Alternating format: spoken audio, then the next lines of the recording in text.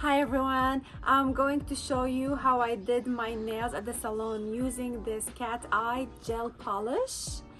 And this gel polish, you can use the magnet to transfer the color from one side to the other. Here you can see the gradient effect from using the magnet to transfer the metal color from one side to the other. Here we start by filing the nails. So I'm gonna walk through these steps of applying the gel nail. You clean it, you buff it, and then you add the first layer of color. And then after applying the second layer, you start using the magnet. And this is the magnet stick, and you bring it close to the nail, and you can see how the metal particulars are moving from one side to the other. Then you dry it.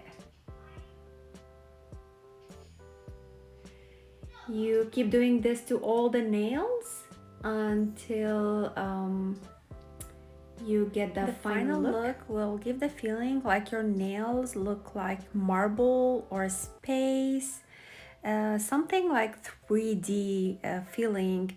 You can do various designs and shapes for this look using the magnet stick. Look at it looking like marbles, shiny and 3D, and this is under the sunlight. Thank you for watching my video.